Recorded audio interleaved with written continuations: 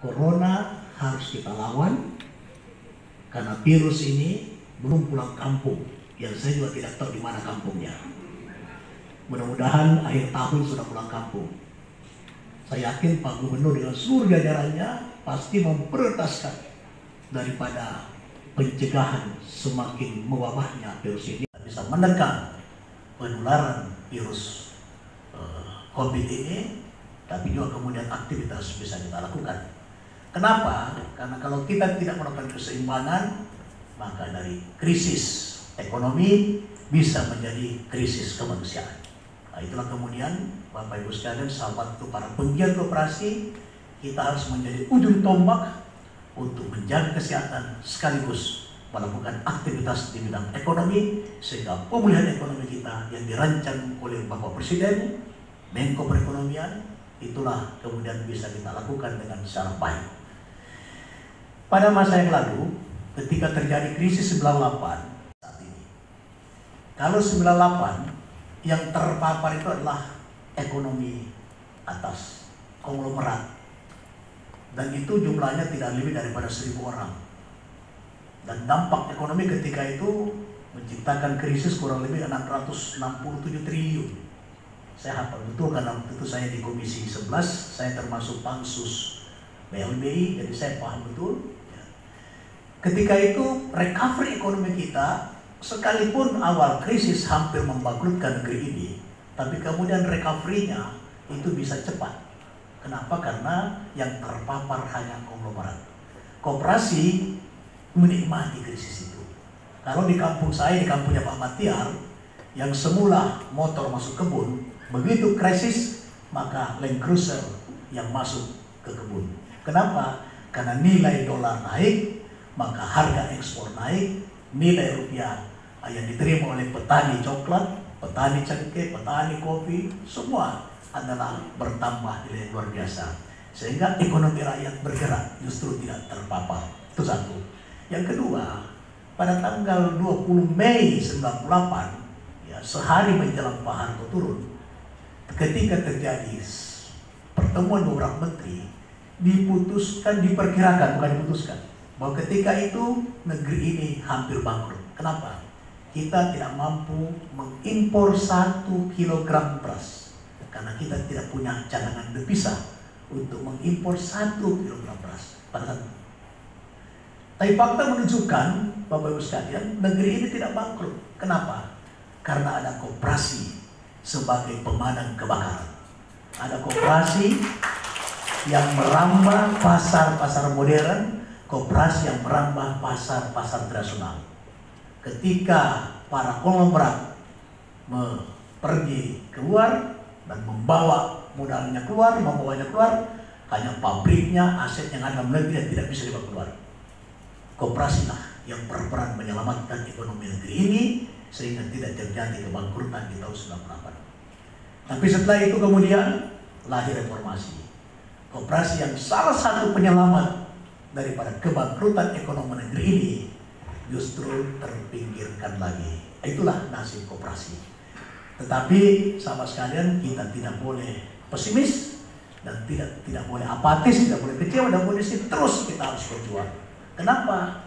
Karena Dekopin, sebagai fungsionaris Dekopinwil, sebagai fungsionaris Dekopinda, sebagai penggiat koperasi harus paham fungsi yang diamanatkan dalam Undang-Undang Koperasi nomor 25 tahun 92. Di dalam Undang-Undang Koperasi ada 3 fungsi utama daripada Dekopin. Jadi dengan sendirinya Dekopin dan Dekopinda. Nah, 3 fungsi utama itu telah dijabarkan dalam anggaran dasar Dewan Koperasi Indonesia. Fungsi yang pertama adalah Dekopin memperjuangkan cita, nilai, dan prinsip. Fungsi yang kedua adalah Dekopin mewakili gerakan koperasi di dalam dan di luar. Yang ketiga, Dekopin adalah mitra pemerintah di dalam menciptakan tata kelola ekonomi yang berkeadilan. Itu 3 fungsi. Jadi kalau fungsi Dekopin harus paham tentang fungsinya. Karena kalau tidak paham fungsinya, maka tidak bisa merakit, tidak bisa merancang berbagai program untuk melaksanakan 3 fungsi tersebut. Fungsi yang pertama, cita, nilai, dan prinsip. Cita apa yang kita perjuangkan? Tidak lain adalah menjadikan koperasi sebagai pelaku ekonomi nasional yang dominan. Kalau Bapak Koperasi Indonesia, Bung Hatta menyatakan adalah koperasi sebagai soko guru perekonomian nasional.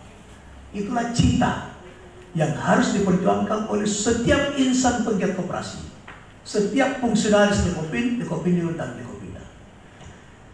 Ketertiban dunia.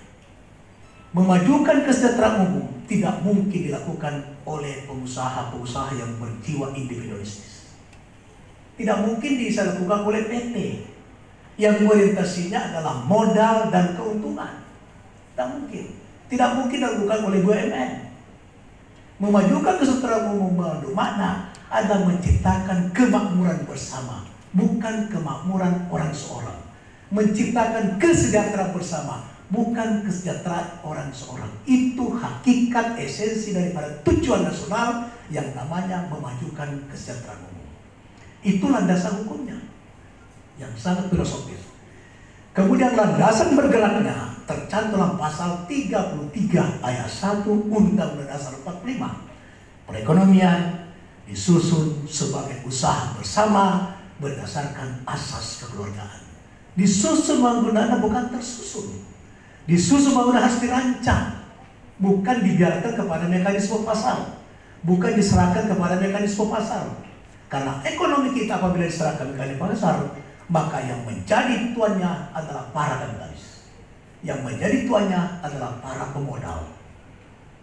Dan sementara amanah Undang-Undang 45 memajukan kesejahteraan umum dan dasar koperasi, maka kebijakan ini adalah merugikan ekonomi rakyat. Dan andaikan ada, maka salah satu tugas dari Dekopindo adalah harus segera melakukan advokasi sehingga kebijakan itu bisa lakukan peninjau. Tidak usah demonstrasi. Demonstrasi tidak ada gunanya. Kalau dulu berguna di Jamur Baru, demonstrasi sangat berguna. Kenapa? Karena saluran-saluran tersumbat. Kalau sekarang enggak.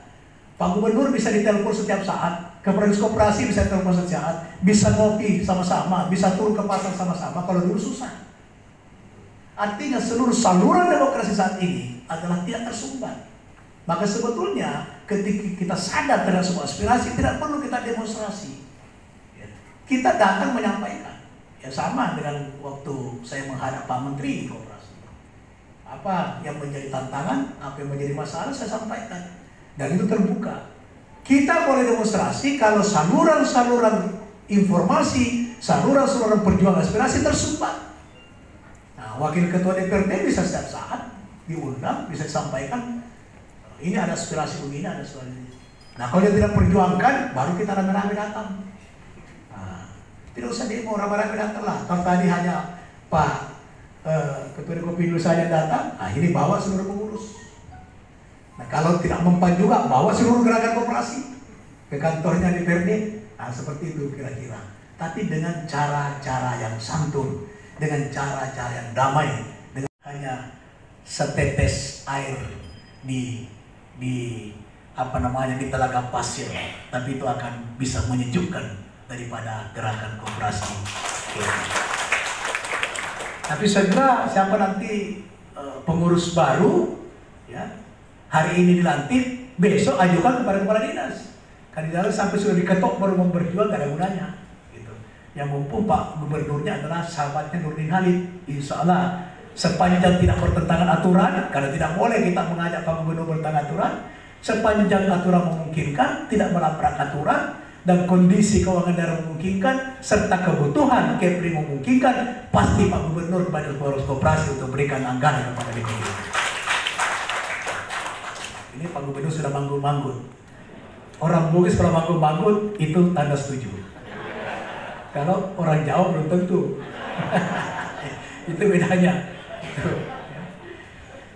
Terima kasih Pak Gubernur Kalinas dengan seluruh jajaran. Terima kasih Pak Adinda, Wakil Ketua DPRD, dan seluruh Dekopindo masing-masing.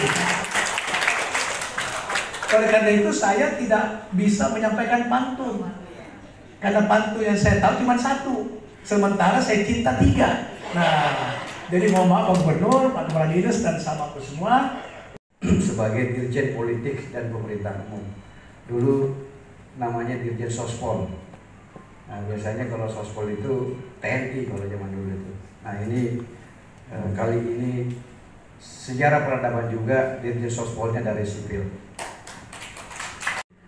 Maka hari pertama saya di sini, seminggu pertama saya kerjakan ketemu 13 jenderal yang memimpin wilayah ini. Dan alhamdulillah 13 jenderal semua itu darat, laut, udara semua komit mendukung saya. Jadi saya siap bisa menggerakkan 5.000 pasukan TNI di sini setiap saat untuk mengamankan pelaksanaan Pilkada serentak 2020.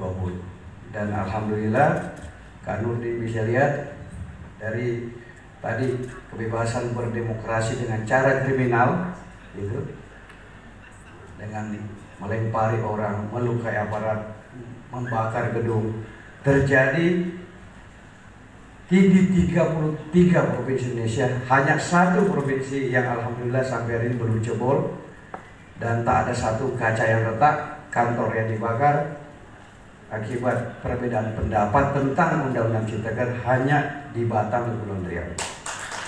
Hari ini itu berkat alhamdulillah dukungan dari kawan-kawan semua, tokoh masyarakat, lembaga dan Melayu, semua saya samperin. Tak ada satupun tokoh-tokoh yang saya samperin, termasuk yang disebut ketua tadi, Pak Ismet, sudah saya samperin. Pendiri Kepri, semuanya, Pak Usrin, semua. Sampai saya tanya, siapa lagi yang belum saya datangi? Oh, yang belum saya datangi ternyata yang sudah meninggal. Yang sudah meninggal pun saya datangi semua. Mulai dari Demarewa, Dencelak, Den Kamboja, 1, 2, 3 sudah. Sampai pemerintahan dan masyarakat di wilayah ini, saya pastikan wilayah ini masih aman, tentram. Seluruh paslon seluruhnya saya temui. Mulai dari nomor 1, nomor 2, nomor 3. Jadi Dirjen Sospol itu memastikan pertandingan ini berjalan fair. Semua paslon diberi kesempatan dan peluang yang sama. Maka tugas kami adalah menjaga netralitas ASN, menjaga netralitas aparatur. Kebetulan di daerah ini hanya satu daerah yang tidak pilkada kabupaten kotanya, hanya Kota Tanjung Pinang tempatnya Pak Angga. Yang lainnya pilkada semua. 5 daerah ada PJS-nya. Jadi saya juga yang lantik PJS. Saya tegaskan, Anda tegak lurus pada NKRI. Yang bisa perintah Anda hanya merah putih, termasuk saya.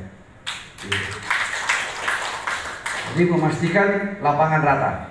Jadi sehingga semua nanti siapapun pemenangnya bisa menerima hasil. Gitu.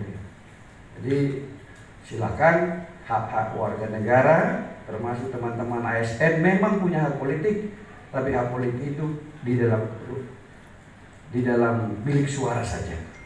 Ketika Anda orientasikan ruang publik, pasti saya pecat. Semuanya, termasuk PJS, saya juga tegaskan demikian. Kita memastikan penyelenggaraan pilkada wilayah ini bisa diterima semua pihak dan sehingga pertandingan berlangsung dengan baik. Nah, digunakan untuk kedalaman ilmu pengetahuan, filosofi dan wawasan dan pengalaman ulama yang memiliki kemampuan itu biasa kita sebut memberikan tausiah. Nah, kali ini kita mendengarkan tausiah tentang kooperasi. Nah, seorang yang memahami secara filosofis, konsepsi, strategi, pengalaman dan bahkan forecasting ke depan bagaimana kooperasi Indonesia di Indonesia ini dan masuk di daerah Kepri ini bisa kita gerakkan. Di wilayah Kepulauan Riau ini dalam catatan yang diberikan Dinas Koperasi itu ada 858 koperasi berjumlah 243, sedangkan yang koperasi bersertifikat 268.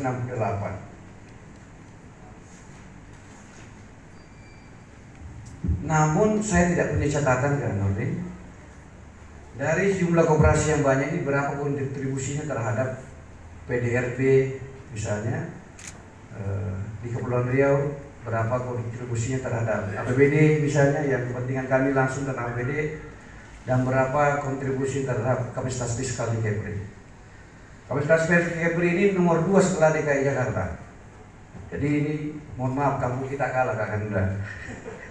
Jauh harga kalahnya.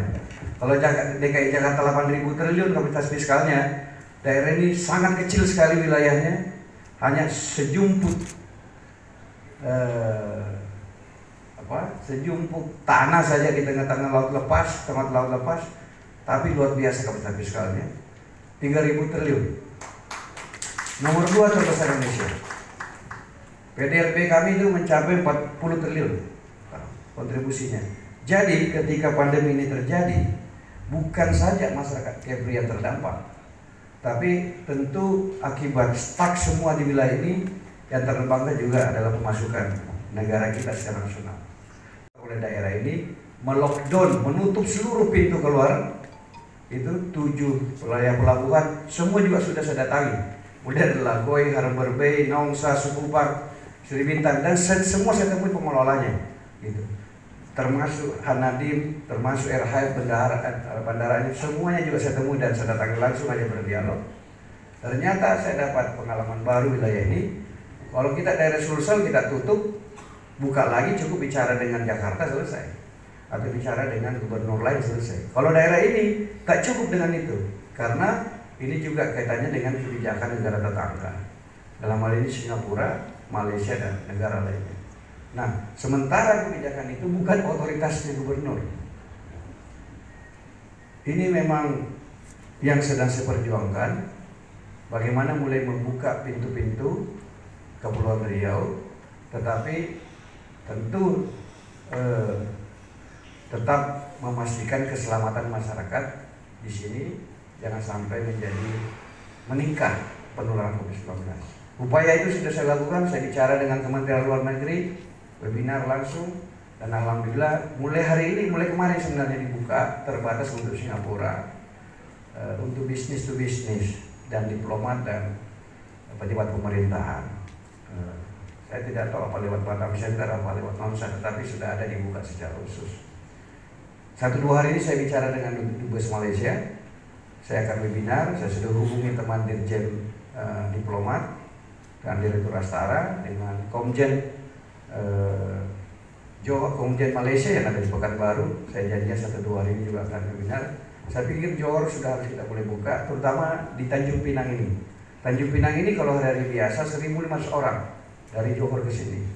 Nah, dampak penutupan ini kalau di daerah lain, misalnya ditutup Jakarta, masih gampang orang ke Subang, masih banyak pintu-pintu. Kalau di sini begitu ditutup pintu 7 itu, laut dan 2 pintu udara, selesai kampung ini. Jadi sekaligus curhat ke Anda, pemimpin negeri Jakarta, yang senior-senior saya. Jadi betapa wilayah ini kalau serta-merta ditetapkan kebijakan secara nasional tanpa memahami secara realitas di sini, itu persoalan. Jadi rupanya betul mungkin secara umum betul bahwa untuk melindungi warga negara Indonesia dari penularan dari berbagai negara COVID-19, maka pintu negeri ini harus ditutup. Secara umum benar. Tapi begitu tentang Kepri, ini masalahnya. Kepri ini ekonomi antar pulau, tetapi kebetulan pulau-pulau ini sudah beda negara. Ini kan cuma selemparan batu orang ke Singapura, selemparan batu orang ke Johor. Dan yang tidak terjadi di daerah lain akibat penutupan ini ada resiko sosial budaya. Ternyata kita ada 1.500 orang Singapura di Batam. Orang yang kerja mungkin saja di hotel ini, keluarganya ada di Johor, suaminya, istrinya. Jadi ketika ditutup, kita membiarkan 10 bulan atau 8 bulan mereka tidak ketemu suami istri. Jadi kebijakan itu bisa menyebabkan perceraian warga kami. Bahkan yang sudah lamaran mungkin bisa jadi pilih lagi, cari lagi yang lain lagi. Ini berdampak kepada sosial budaya di wilayah ini karena memang keluarga. Banyak teman-teman saya di Pemda, saya adik kandungnya meninggal di sebelah, ada yang kerja di sana di negara lain. Kebetulan ini dulu belum ada Indonesia. Ini adalah sebuah wilayah kerajaan yang memang mereka bersaudara. Ya hidupnya udah begitu dari dulu. Nah, ini sudah beda negara mereka. Dibuatkan kebijakan negara Indonesia tanpa memperhatikan aspek sosial kultural dan ekonomi di wilayah ini. Koperasi Indonesia dan termasuk Dewan Koperasi Wilayah Kepulauan Riau memperjuangkan kepentingan masyarakat, memperjuangkan aspirasi masyarakat kita yang begitu dalam terdampak akibat penanganan pandemi yang kelihatannya kurang memperhatikan keadaan secara objektif wilayah ini. Kita sangat dalam, Kakanda. Minusnya kita sudah 6,6, lebih dalam dari nasional, dari yang 5,32. Itu pun per September 2020. Saya bisa bayangkan kalau tidak ada upaya-upaya strategik 1-2 bulan ke depan, kuartal keempat Desember bisa lebih dalam lagi. Saya sudah dialog dengan Gubernur BI, Kepala Perwakilan BI di Kepri, Kepala OJK, teman-teman dari Kadin. Saya diskusi bolak-balik. Semua orang-orang pintar di sini yang menguasai kawasan-kawasan kecil seperti Harbor Bay, Nongsa, yang menguasai, yang punya kek di sini. Saya sudah bicara semua. Bagaimana pikiran-pikiran mereka? Saya dengarkan kira-kira apa solusinya. Memang harus ada pembukaan jalur-jalur itu, mau tidak mau. Karena begitu jalur-jalur ini tidak terbuka, cita-cita kita ini terlalu maju sebenarnya. Bagaimana yang dari Hong Kong itu nanti berhenti di sini kalau kabur dari Hong Kong karena akibat kebijakan modifikasi itu. Itu kan cita-cita yang akan datang 2 tahun lagi. Di sini ada kuasi pemerintah dan ada koperasi. Nah, kuasi pemerintahan itu modelnya di sini itu lalu ada model FTZ, ada model KEK. Nah, bagi saya KEK dan FTZ ini dari sisi pemerintahan pun harus kita kritisi. Mungkin FTZ secara umum kelihatannya positif untuk kepentingan nasional. Tapi begitu kita cek apa manfaatnya bagi daerah, seberapa besar kontribusinya PAD, tidak jelas itu. Dia hanya berefektif. Maka saya bilang, ketika dia berinteraksi dengan pemerintah daerah pada saat hendak dibuat saja, begitu keknya jadi dikuasai, apa kontribusinya Pak terhadap PAD? Nggak ada juga. Itu pure dikelola oleh pengelola dan tidak ada kontribusinya langsung PAD. Kita hanya mengharapkan dampak tetesan ekonominya. Uangnya ditarik ke Jakarta, kita minta kembali sini belum tentu dikasih. Jadi dalam jangka panjang, kalau modelnya seperti sekarang ini tidak berdampak apa-apa terhadap masyarakat Kepulauan Riau yang kemudian kita, maka saya berpikir harus berpikir alternatif. Bisa nggak misalnya setiap kali kita bikin kayak gitu sejak awal Pemda punya saham, gitu.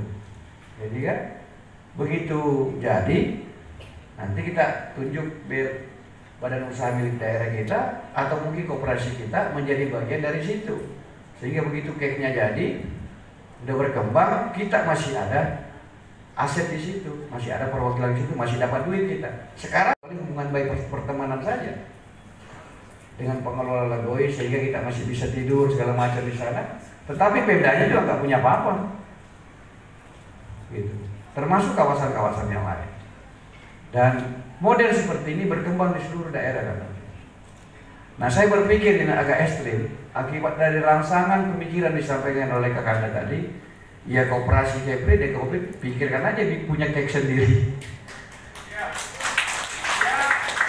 Tapi itu yang agak melampaui apa cita-cita gitu. Jadi berpikir sesuatu yang lebih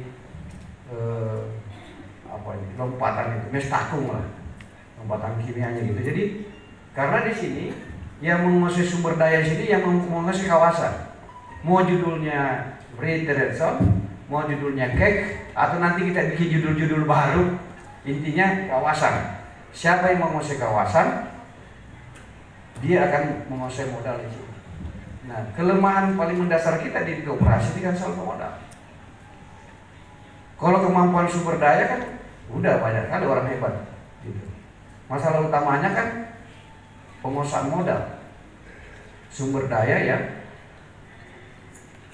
dimiliki oleh koperasi.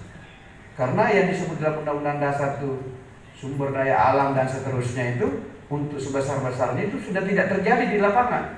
Yang terjadi di lapangan kalau di sini punya kek pasti ada jadi orang hebat. Yang punya nongsa dan pengusaha, yang punya Harbor Bay orang, yang punya kawasan Batam Center kerjasama dengan BP Batam, yang Sekupang, mana lagi? Pinggir-pinggir laut Seri Bintang, Pelindo, sana Lagoy, sini kawasan, semua. Tidak salah itu, kalau memang namanya orang usaha sepanjang benar silakan saja. Tetapi sekarang bagaimana bisa kita kooperasi? Saya ke beberapa tempat coba cek industri yang ada di dalam, termasuk DIE sebelahnya lebih masuk ke kawasan Duta Industri Estate masalah itu. Saya cek sana, ada perusahaan kelapa kan udah 70.000 butir per hari. Saya tanya, dari mana kelapanya? Dari Riau sama Jambi. Padahal ini katanya pulau-pulau. Jadi rupanya lagu Nyur Melambai itu tidak ada juga sih. Saya bilang, akhirnya saya pidato di kantor gubernur. Kau tanam saja itu, kau punya pulau-pulau 2.400 itu, kau tanam 1 miliar kelapa. Itu murah sekali 1 miliar pohon kelapa itu. Masa itu hanya cari 70.000 pohon butir kelapa tiap hari harus dari Jambi sama Riau. Dia bisa beli tiap hari 200.000 butir per hari. Di sini tak ada. Padahal ini negeri pulau-pulau bisa bergerak. Pak Kadis Koperasi tadi sudah mendengar aspirasi dari kawan-kawan. Silakan setelah ini kita diskusikan. Oke. Dan saya mau izin Kakanda, saya kebetulan tadi menyampaikan tentang harapannya teman-teman Dekopin memberi konsepsi, gagasan, pikiran dan inovasi dan mungkin masukan dalam pembangunan jangka menengah, pada pembangunan jangka panjang daerah maupun 5 tahunan. Betul, hari ini kami sedang menyusun APBD 2021 dan dalam waktu dekat karena ini sedang pilkada, ini akan disusun RPJMD 5 tahun ke depan, Kepri. Nah, sekaligus mungkin Kakanda 270 daerah di Indonesia itu juga sedang menyusun rencana kerja pembangunan 5 tahun ke depan. Karena semua yang pilkada akan melakukan yang sama. Kewajiban dari nanti di kepala daerah terpilih nanti akan menyusun RPJM. Artinya apa? Pak Jansen, seluruh Dekopinda pada Darat Dekopin wilayah 9 provinsi termasuk Kepri dan Dekopinda kabupaten kota 261 yang sedang pilkada hari ini dan nanti bulan 2 menyusun RPJM 5 tahun ke depan di daerah itu. Jadi kesempatan mungkin diinstruksikan seluruh pengurusnya supaya mulai masukkan, supaya bisa masuk dalam RPJM 5 tahunan. Kalau tidak masuk dalam RPJM 5 tahunan, nanti bermasalah di tahunannya. Bagaimana kalau di tahunan bisa masuk, kalau 5 tahunannya tidak masuk? Jadi kalau hanya di ujung-ujungnya, yaitu hanya di antara sum-sum tulang-tulangnya saja.